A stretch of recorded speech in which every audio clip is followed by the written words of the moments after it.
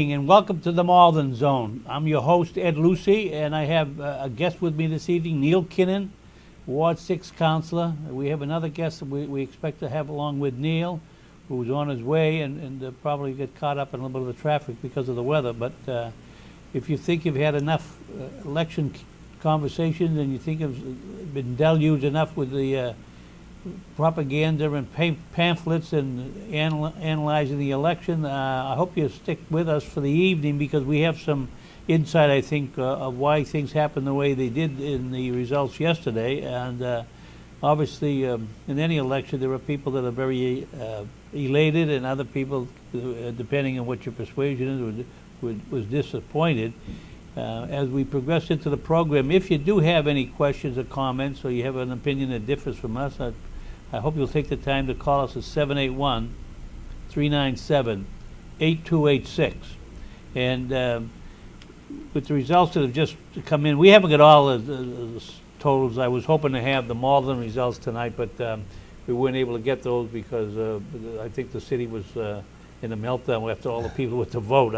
They were expecting maybe as many as 80% to finally show up, and I voted yesterday about 9:30 in the morning. I voted Suffolk Manor, and there was a few ahead of me, but it wasn't any long lines. But I think some of the precincts had waiting, and then probably later in the day it was more complicated than that. I actually went into 630 Salem Street in the heart of Maplewood Square for Ward 6, where I vote, and it was, I'd say, approximately somewhere around 10 o'clock, 10 a.m. Oh, in the morning. In the morning, thinking I'd breeze in and breeze out. Yeah. I waited in line. Oh, you did? Yeah, not too long, but I did wait in line. Oh, I see. Yeah. And they had a good turnout down there. I know that. I don't know what the final tally was, but it was very steady all day long.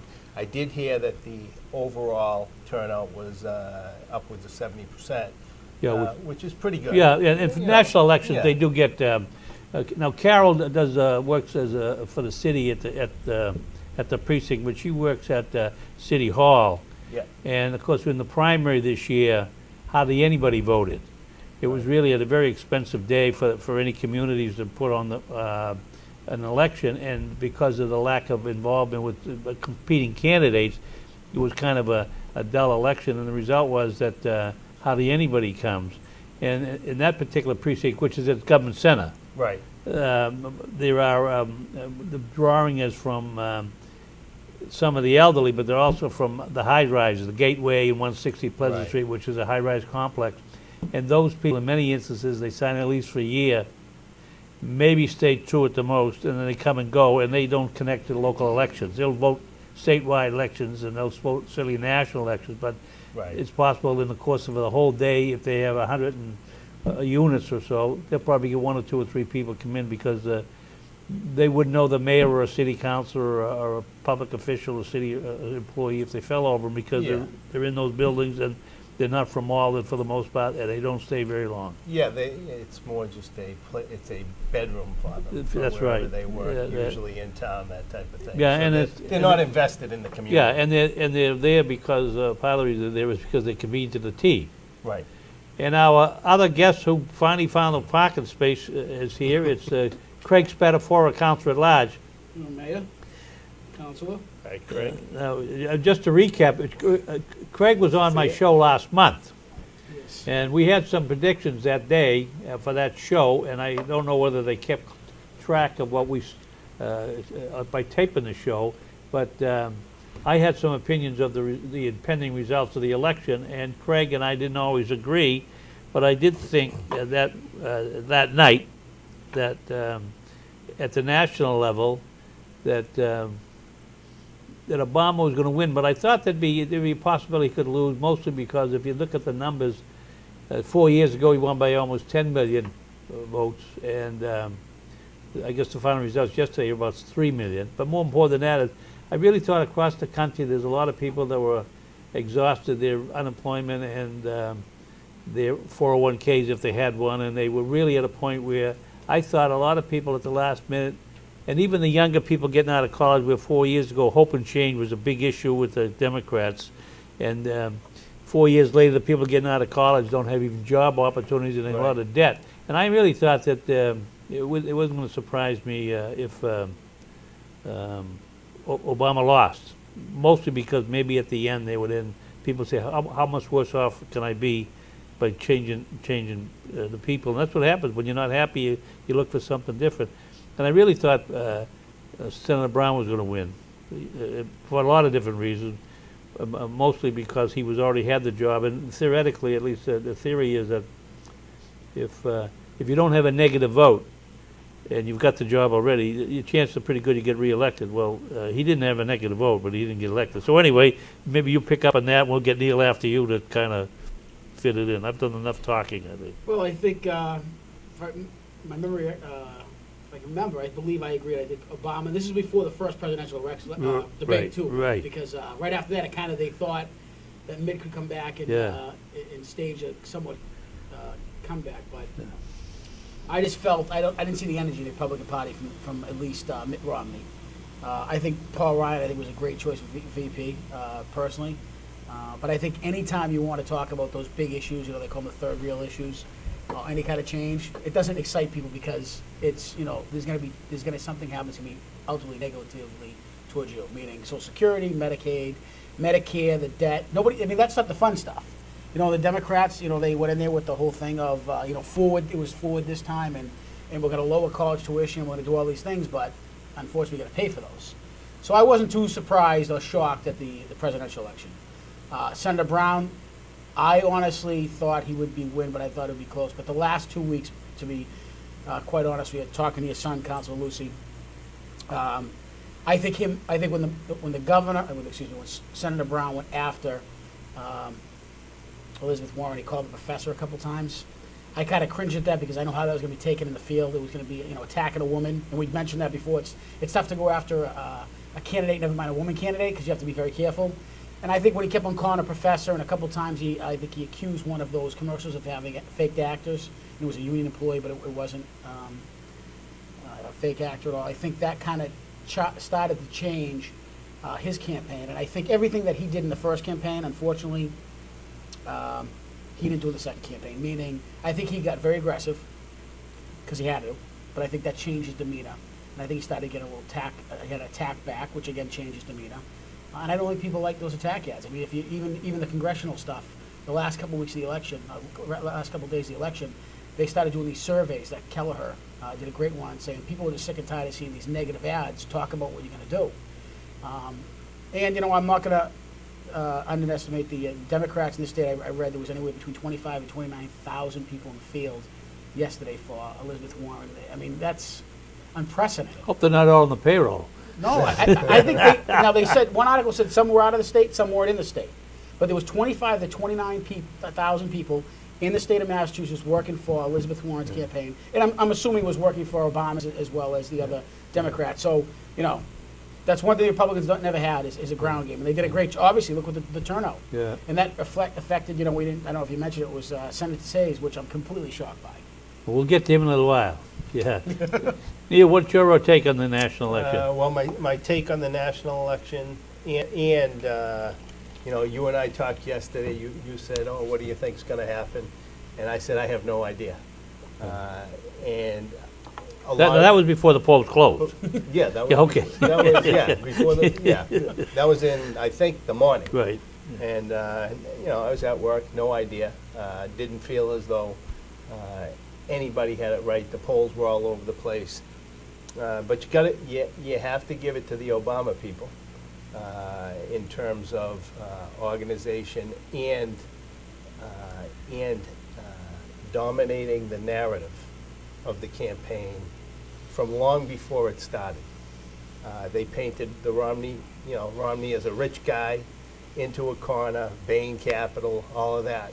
But furthermore, and that what was going on, and I didn't believe this was really going to resonate, and it's probably because I'm a financial type person. Really believe the economy is the thing that most people should look at. But when you look at the woman's vote, he took 55% of the woman's vote to 44%, 11% difference. There was only a 7% difference in the men's vote. Romney did actually a little better on the men's vote than McCain had done. But the women's vote is 53% of the vote now. So they're more than the men. And they vote. And they vote, right, 53%, and they vote. Of the total vote was women vote, 47% men.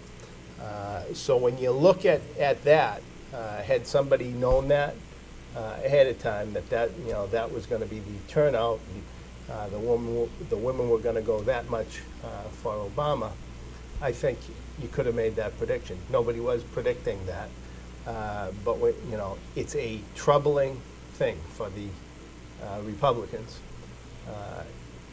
Into the future, that narrative was dominated, that everybody thought economics was going to be the dominant thing. Economics was not the dominant thing for women, and they had I think, some terrible candidates in the Midwest that made, put their foot in their mouth. That may very well have cost him the election. Because it came late in the campaign, and they pounced right on it with some of these radical abortion views. And then let's face it, the national media outside of Fox tilts 90% left.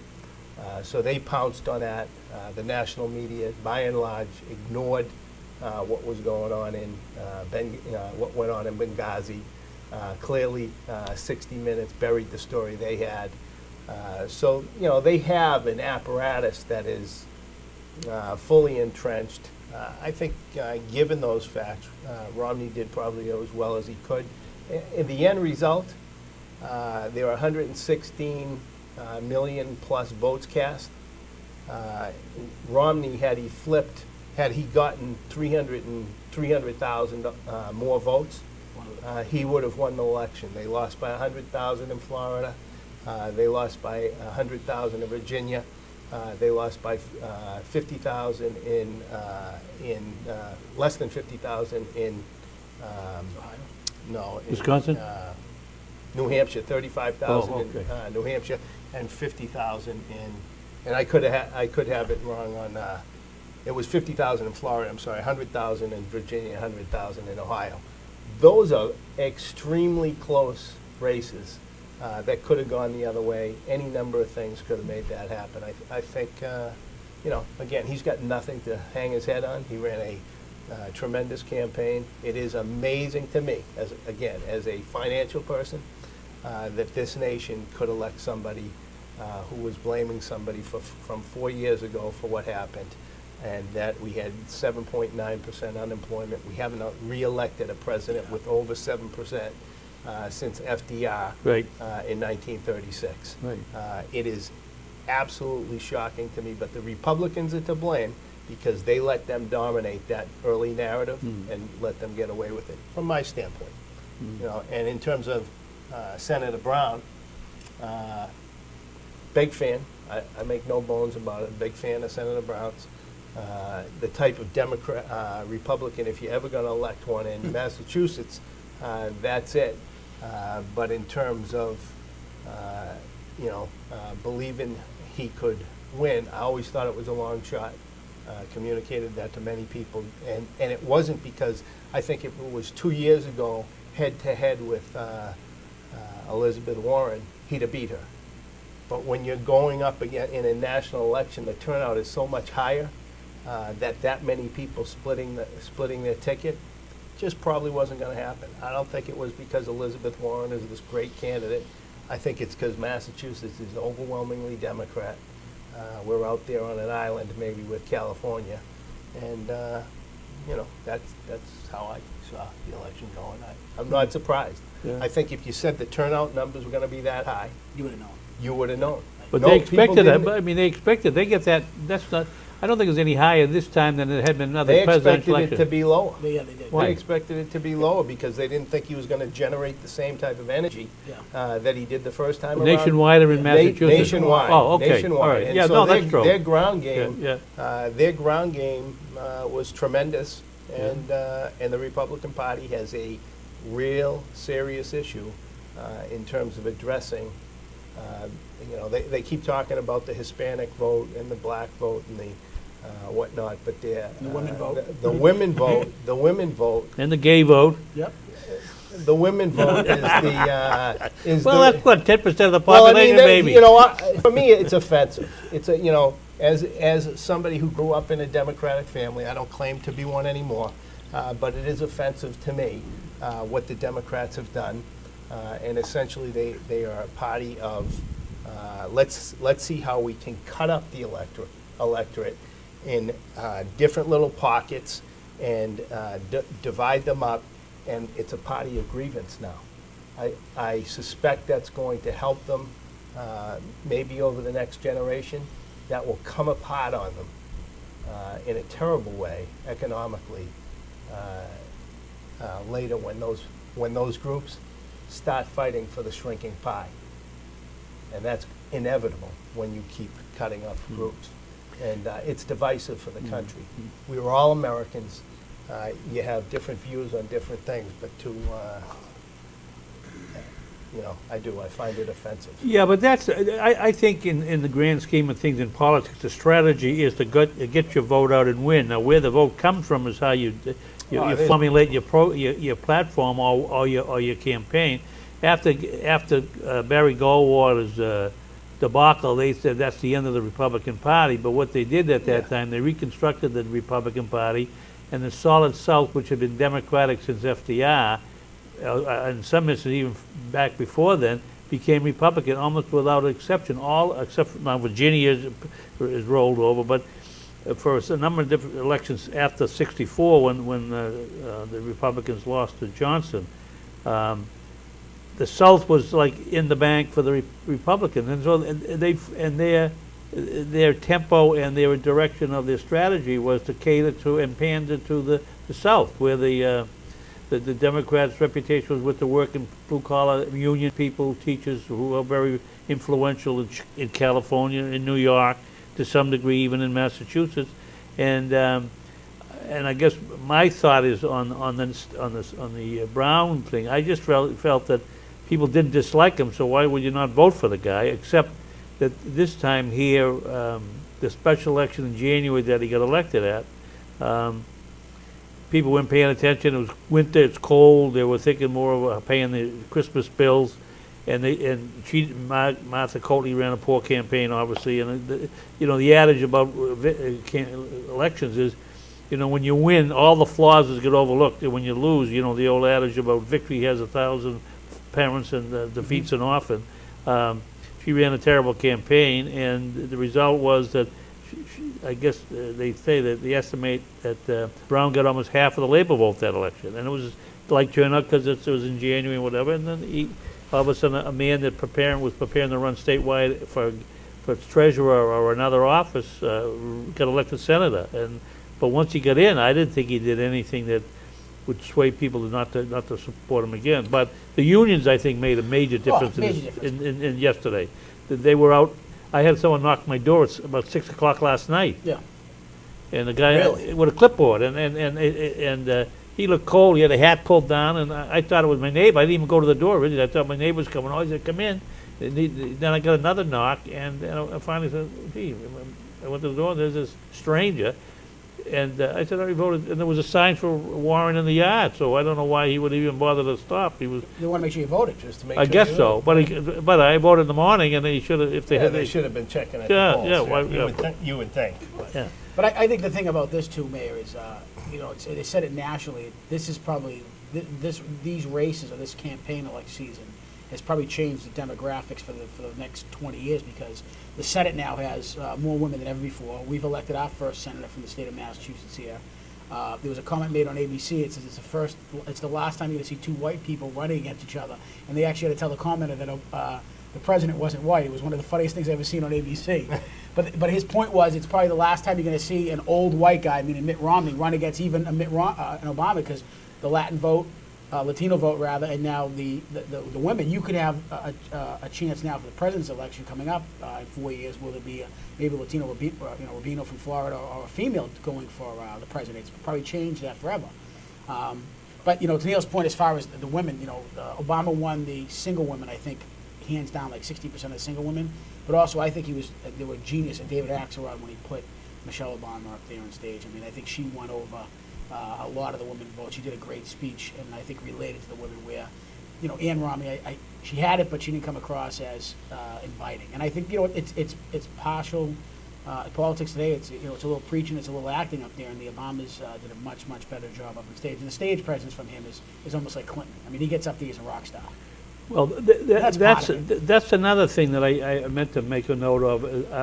I'm not a big fan of Bill Clinton's, but I think he was a tremendous asset to, and in fact I caught a couple of partially some of his speeches when he was speaking for the president, and I thought he was much clearer and more lucid in simplifying the issues facing the people, and that he was a tremendous asset. Now whether I recommended in my last show about the Game Change, which was a book was written to run up to the election 4 years ago, and it was an inside view of all of the campaign camps, and the one that I thought didn't get pretty well recommended in the book itself was Obama. Everybody else had a lot of more flaws. He seemed to be like a guy that ran a great campaign. It didn't even tempered and all, where the others seemed to have some peaks and valleys, although he had some, but not the same way that the other people seemed to do.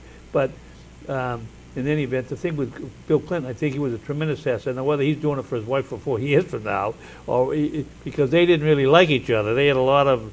They felt number one, the Clintons felt that he didn't deserve to be considered as a contender when they thought he was going to wash out early, and they were surprised that he stayed, not only stayed, but got nominated. But I think that was a big help. Do you think the 47% speech that they kind of used made that much difference as well? Because no, with me, but I'm a different. No. Well, I mean, with the public. I can't. I don't. I'll be honest with you. For me, I mean, it was something he said at a campaign. I'm sure every politician has a speech they say when you're in anywhere, and sometimes things come out that misconstrued. So for me, I feel bad, even if it was Obama, if he said something like that. I'd run with it, obviously, if I was running against him. But for me, it wasn't offensive to me. But again, I'm a different, I think, party that he's going after. I mean, yeah, no, I think it was a problem for him when it first came out. I think after the first debate, that went away. I do for the most part. I mean, there's some people that look. People misspeak all the time. On the campaign trail, you get a figure wrong here, a figure wrong there. That happens. He backed off of it. Is it a problem? It certainly is a problem when the number of people on food stamps have gone up to the level that they have, when the number of people getting public housing assistance today has gone up astronomically from when it started. These things are problems because, and the Democrats FDR started public housing, for instance, back in the 30s. South Boston had the first housing project in America. And at the time, you could only go in there if you were a nuclear family. There were a lot of changes that had to be made. Social Security was a good program, probably designed the wrong way, but nevertheless, a great program put in for the right reasons. Of course, most people didn't live to 65 years old. They only lived to 58 years old in 1950. So when he put it in, It was really for an end-of-life type program, not for this thing that you would live on for 20 or 30 years. My generation needs to come to that reality that people like myself, we either need to save more or we need to work longer. And the point is, we're putting more and more people on the dole, and there's less and less of us working.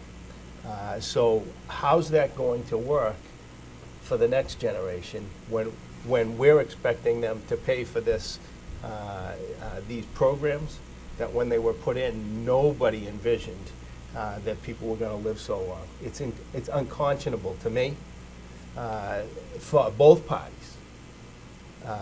not to level with the people on this and just say, hey, look, and there is a comment that was a quote by Jefferson. I can't remember it exactly, but essentially two saying, chickens in every pot?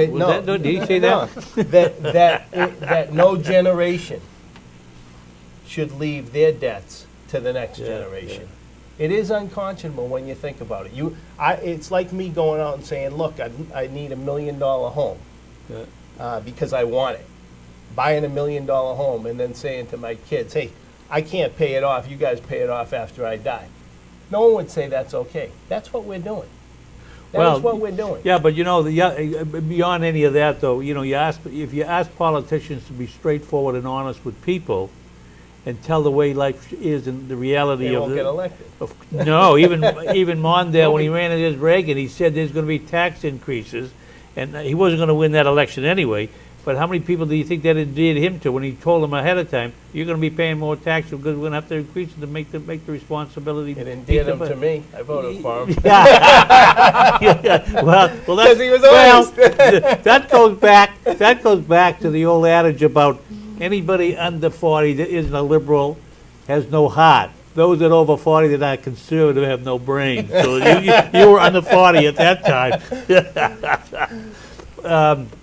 No, other than what happened, I thought the 47 was an impact. I was surprised in the first debate when they asked to pose a question to the candidates, what distinguishes you from your opponent, that Obama should have come right in and said that. Was the difference between my opponent and myself is the fact that he says that 47% of the people are off on the system, and that he's written them off. I include everybody in my intention to be the president for the whole country. But anyway, he didn't need my advice. He won anyway. So yeah, you started to say the Say's election. Yep.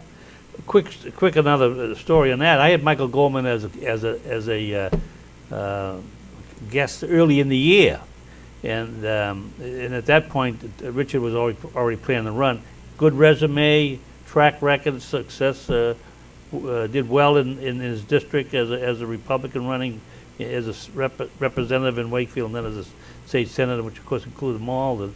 And I said at that time I didn't think Taney was going to run, and I said if he did run, I didn't think he could win. And I said the same thing I thought to say would win that election when you were my guest last month. The polls suggested he could win. It was leading, as supposedly. I mean, with all due respect to the incumbent, he had a hell of a lot of baggage. I was really shocked to see he even get elected. Where would people have voted for him? Well, I think that gets to the split. Did you see the numbers, though? I mean, the numbers, if you go by this, I mean, he won by, I think, 10,000 votes in Lynn. And then, I don't know if you've seen today in the paper, you know, to say he's basically said he thinks there's some I can't even say it. Irregular. Yeah, there's some problems with the voting block, rather. And he said there were some statements made by people going to vote that you're not going to get your Section 8 checks, you're going to get your food stamps this month. Now, obviously, they can't prove that. But that wasn't 10,000 people. No, but what I think happened, though, is mayors. I think the ground game of Elizabeth Warren and probably Obama came out, and they knew where to go. You know, there's a nice roadmap there. People are getting all this assistance, and they make these calls. You know, I had the opportunity to run for Senate, and I knew exactly what happened in this city. I got people who had those calls to them. And, you know, it's politics. That's what you have to expect. But I talked to the past senator 2 days ago, and, you know, his polls were saying they were up anywhere between 4 or 6%, pretty high margin. And if you look at that district, because there's a new district for him, I went through the numbers this morning. I think he lost 4 cities. The two biggest were obviously Lynn and Salem. The other ones are Amesbury, I think New Bedford, but not by big numbers, a couple hundred. He ended up losing by 4,000 votes.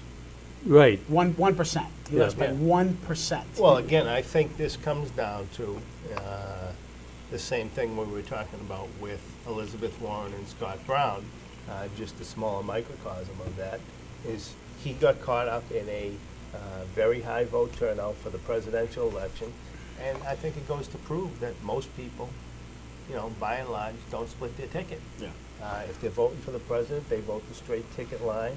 I think, again, perhaps an unfortunate miscalculation on anybody who was running that, but if you were to have run it in 2010 or 2014, under the same circumstances, I don't think there's any question in my mind he would have won, because an awful lot of those people, and you know this, Don't come out.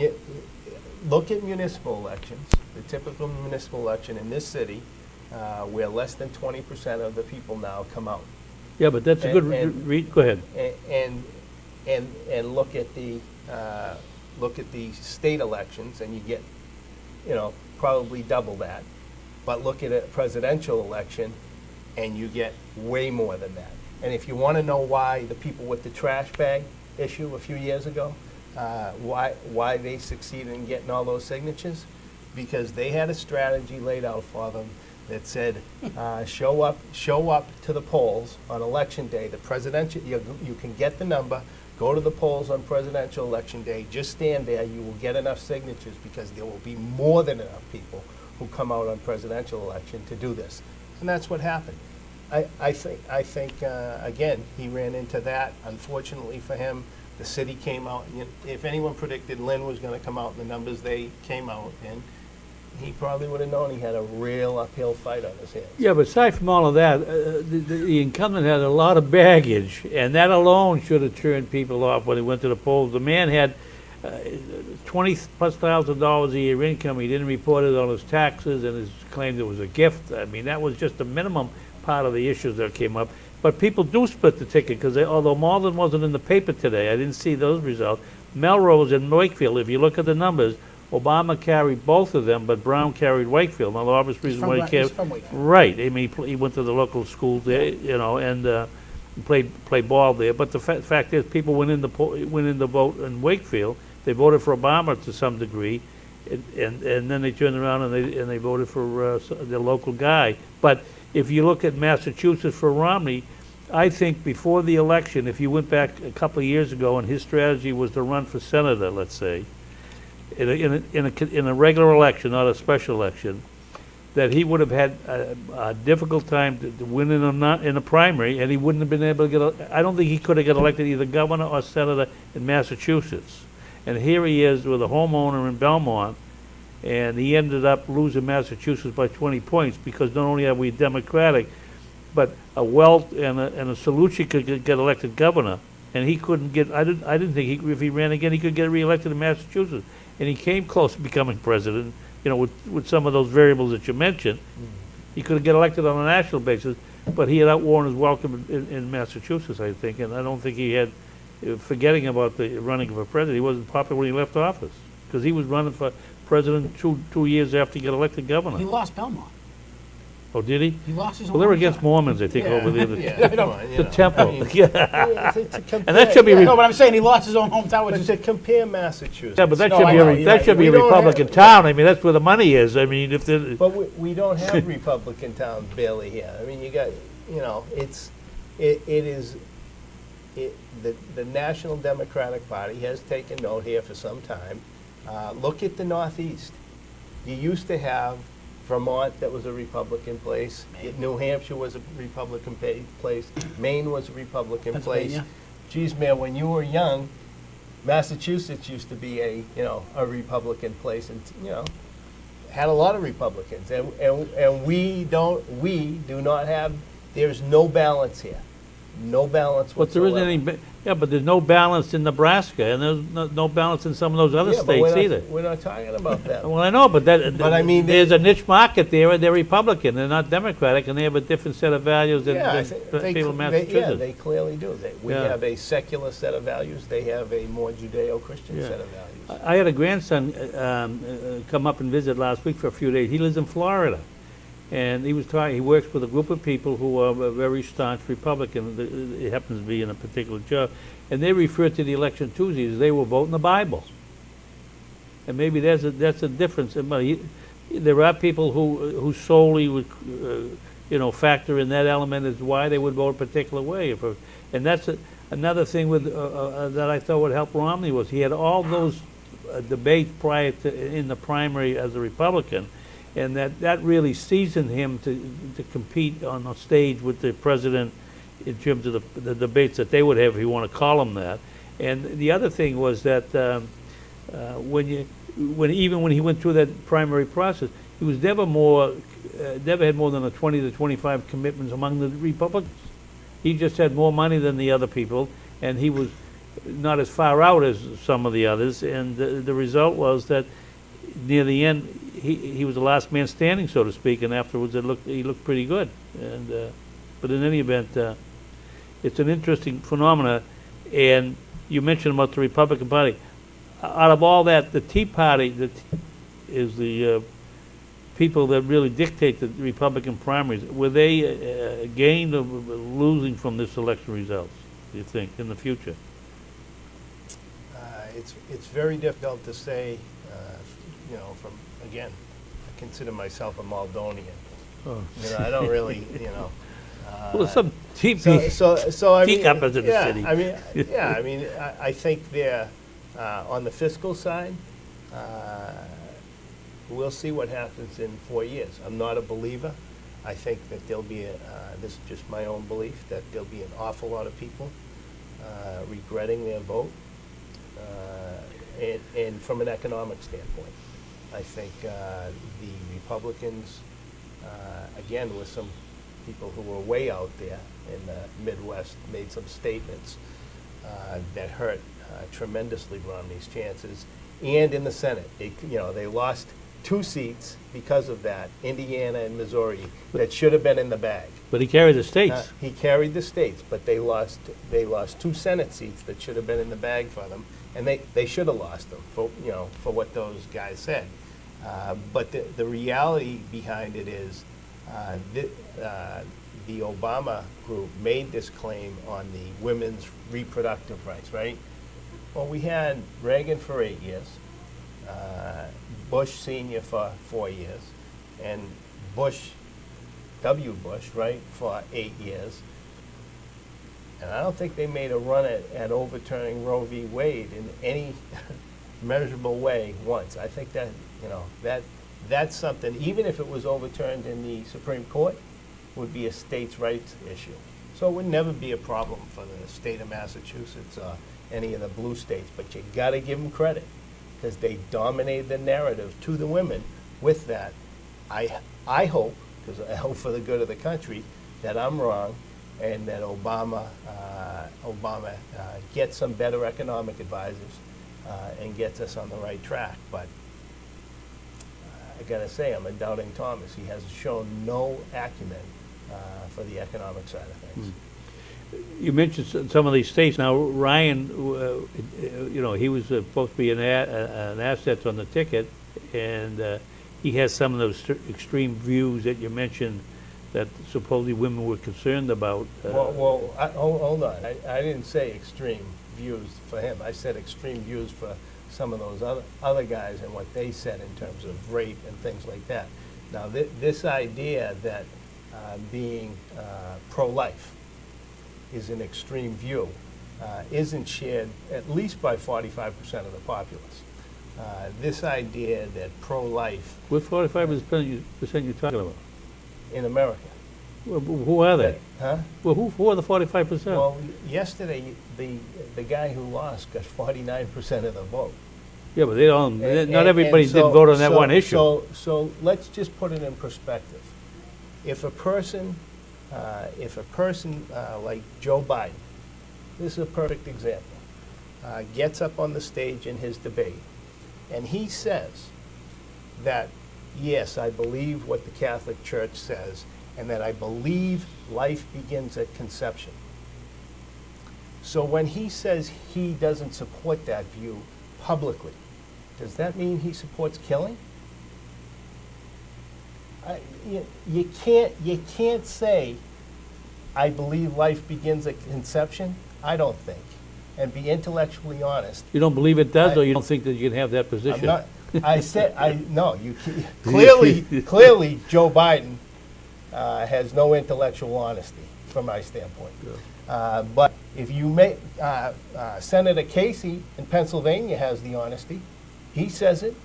He says, look, life begins at that. I can't support voting on those issues that way, right? If you believe that life begins at conception, and I understand lots of people don't, and that is a legitimate viewpoint for many, many people. But if you say you believe that life begins at conception, you can't possibly, in good faith, support the taking of a life.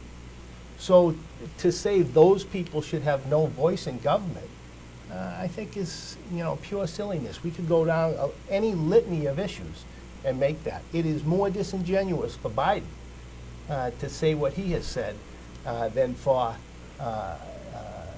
Ryan to say, hey, yes, this is what I believe, and but 99.9% of the votes will never make a difference on that.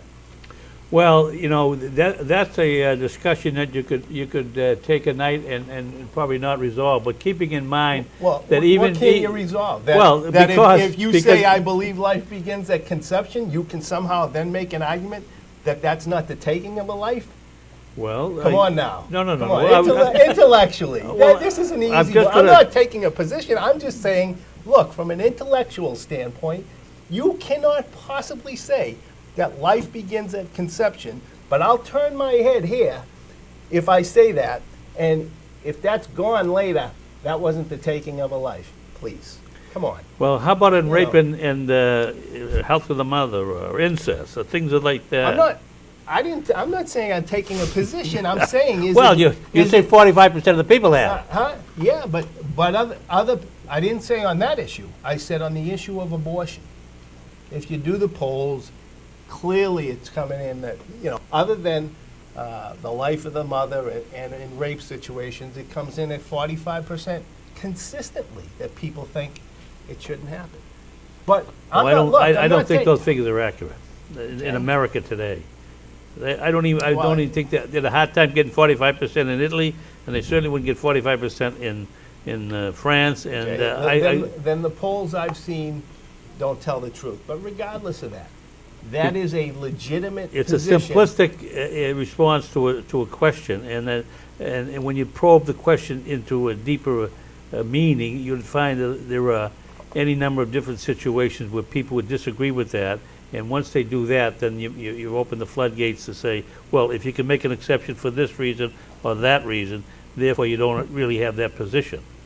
Because if you make an exception for rape, for incest, for the life of the mother, supposedly, right, then all of a sudden that you become into an academic or intellectual discussion that doesn't meet the responses among the general population, I don't think. But having said all of that, I'm just pointing. This is a challenge for the Republican Party because a significant portion of their base, a significant portion, whether you believe my numbers or you believe it's 30%, a significant portion of their base believes that life begins at conception. And if you believe that, and you're intellectually honest with yourself, you cannot possibly say it is okay, right, to take a life unless you believe in euthanasia.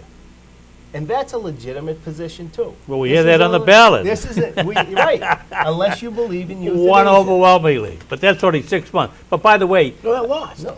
Did it No. lose? That lost. Oh, sorry, it did. I was thinking of That's what I wanted marijuana. to do. Did it lose? I thought Yeah, it was- marijuana won. Oh, I have. And you can fix your car, but you can't kill yourself. I mean, that gives me. yeah, that's that right. gives me great. Yeah, it lost. I Yeah. thought when Slim I went to margin. bed last night, lost. it was winning. That gives me personally, you know, Yeah. because I think again, if a person wants to commit suicide, any person can do that. Any person can go out and do that today if they want to.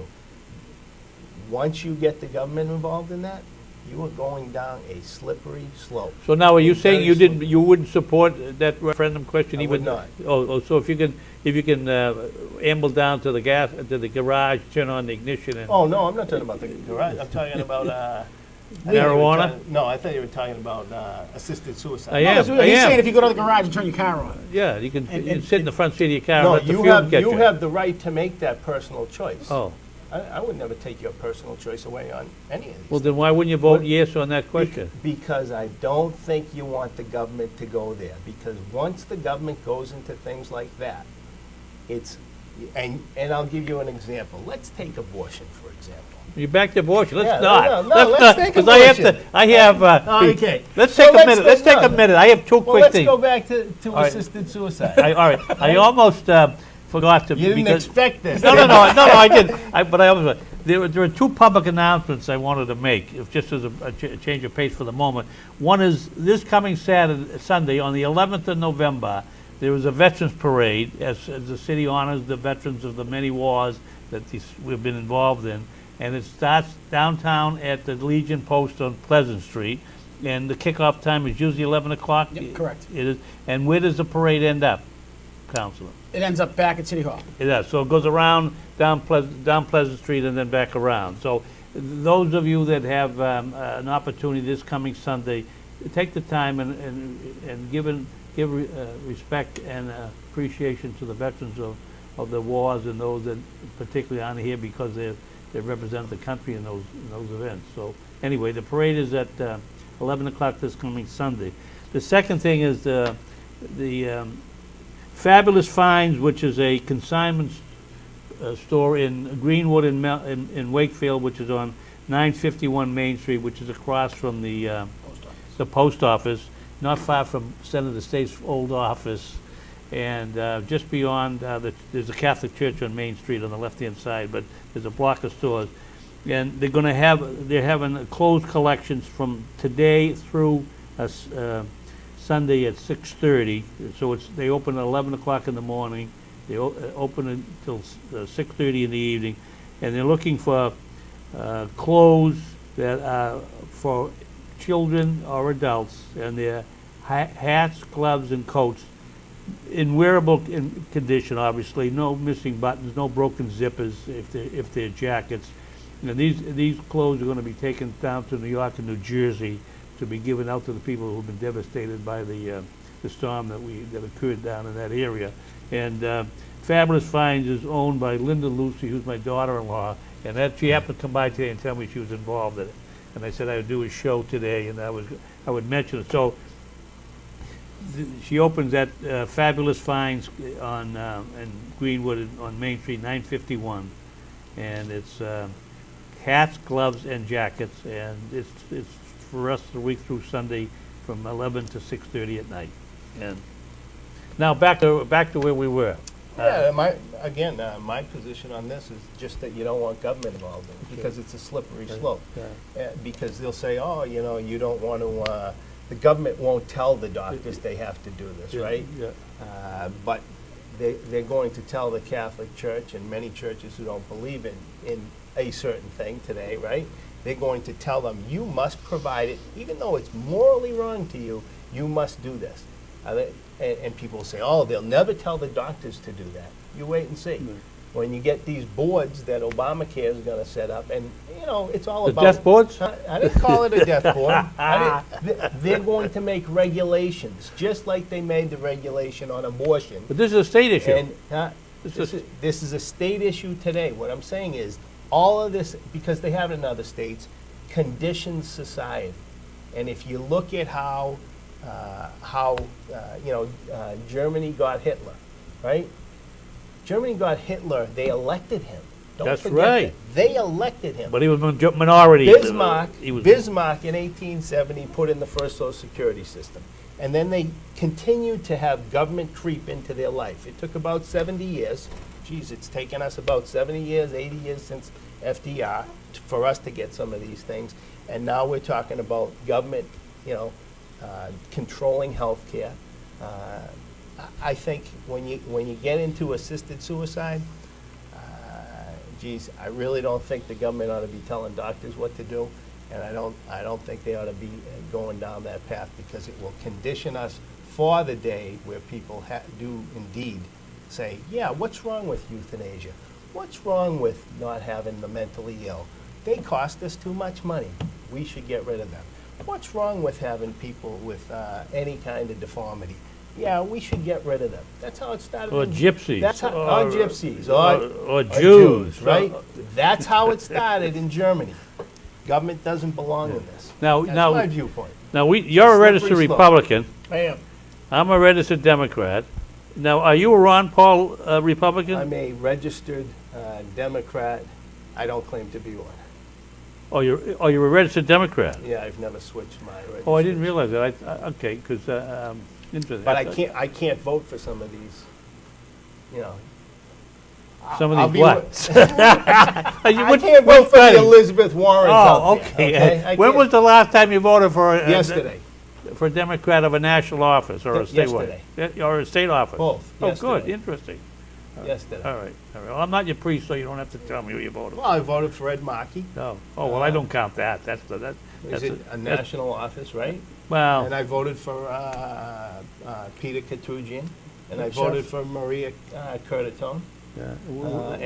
Where do you and Eddie agree on issues?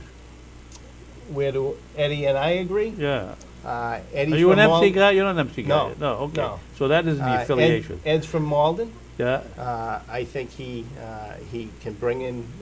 He cares about the city, at least to more of an extent than any other congressman would care about the city. Yeah. Because he grew up here.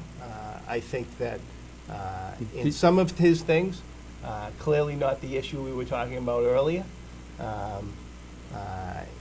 He changed his view on that very quickly when he got in with the National Republicans. What on issue the is that? abortion issue. When he went to Washington, he was pro-life. But that was okay. I can tell you a story about that if sometime after the show's over about that. So I think he's done some good, and again, when I look at who was running against him, you have to make a choice. So I'm, it's not. But the other guy's more. The other guy's more in tune with you, I would think. And by the way, in Eddie's case now, with all due respect to the congressman, you think if you put him in a car in Boston, he could find his way to 9 Townsend Street without getting lost? I think so. Okay. I think so. Now, I was talking very briefly a little earlier about the stock market. I thought today, and I'm far removed from someone that really knows the dynamics of the stock. I thought that you weren't here yet. I mentioned to Neil. I thought after the election yesterday that would kind of settle whatever was going to happen in the near future. And what happened today, I figured the market would take a bounce. It went up yesterday pretty good. Went up 130 points yesterday. Now today we're down 230. From your insight, having been involved in the business for a period of years, did that surprise you today? No. Oh, it didn't? No. Oh. I think regardless of who the president is, and I think Mitt Romney said in his concession speech, is there is a long road ahead. And I think Neil's touched on it. There's $16 trillion in debt. I think the market was accepting Obama and his policies, and knowing that the printing presses are going to go on. I mean, I love the idea when they say we're going to build roads, and not just I'm saying the Democrats, but Congress wants to build roads. You get $16 trillion in debt. At one point, you would let your kids have $100,000 each in debt. At one point, you got to roll back some of these things, and I'll be the first person to raise my hand sometimes. We did it here in Malden. We had a meals tax because of Councilor Kinnon. There's sometimes I don't mind bringing revenue in, so I'm not opposed to getting some of these tax loopholes. But the same token is when 50% of the country isn't paying the taxes, you got to get from the bottom and the top down. Change the tax code to make it fair for everybody, but you got to attack that deficit and the social programs that the big part of it. And I think the market was saying today they know that unfortunately Obama's probably not going to do it. in the next 4 years because, you know, his views were, we're going to help you, we're going to do this, we're going to do this, but there's no more money left. I mean, one of the things I read an article in the Journal a couple weeks ago, they said about financial aid about college. They said the reason why college has gone up so much money in the last 20 years is because financial aid's gone up. So what they're basically saying is they know the government keeps on raising the financial aid requirements, right? So if you're a private university or you're a state college, they say, hey, they got $25,000. They got a line of credit. Am I seeing that today? Yeah. Let me tell you, I'm taking my daughter on those tours. It's ugly. They know that they have this money coming from the federal government, and the federal government's trying to help out these people, but what they're doing is they're creating inflation, super inflation in colleges, because the college knows, hey, if that kid is an average, you know, student, he's got an average grant, he's probably getting $40,000, $50,000. We're going to take it all. You're not going to use any of it. It's like a credit line.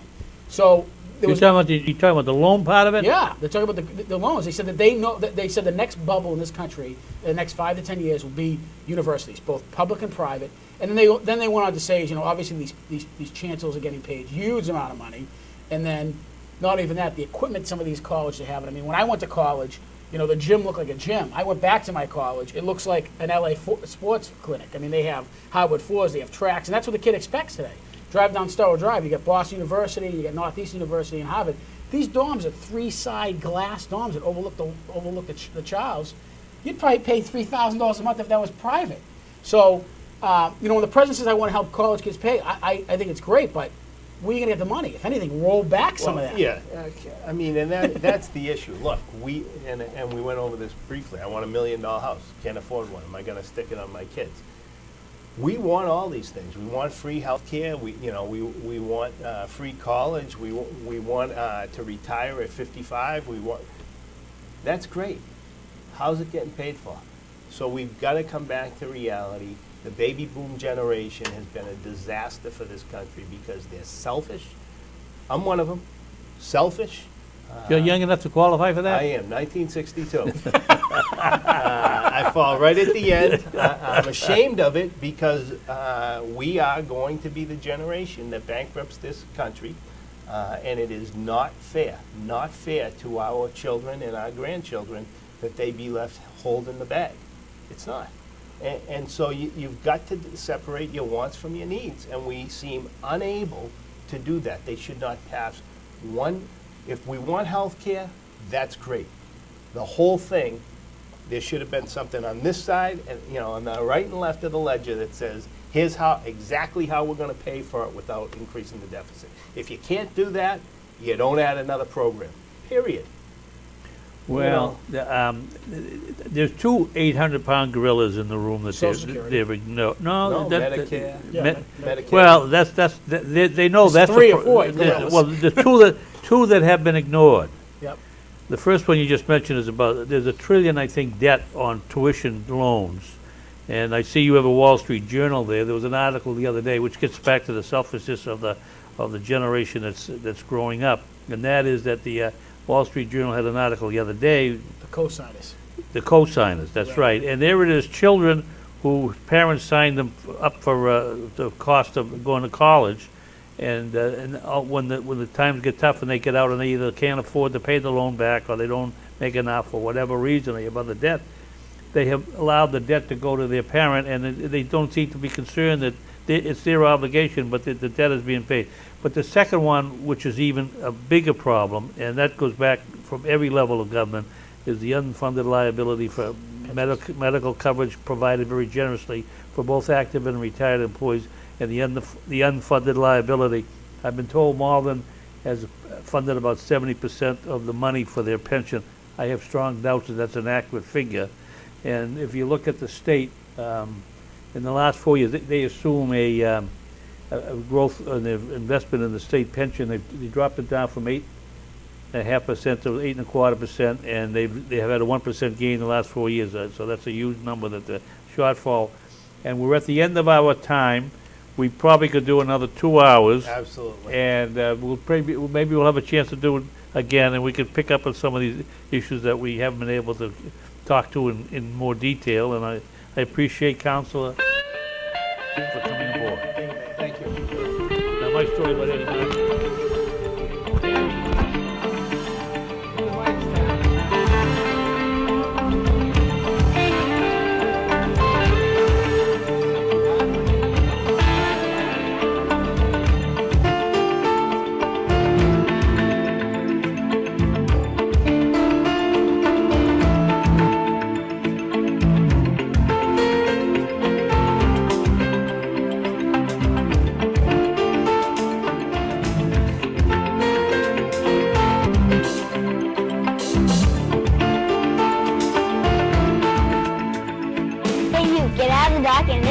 Zone.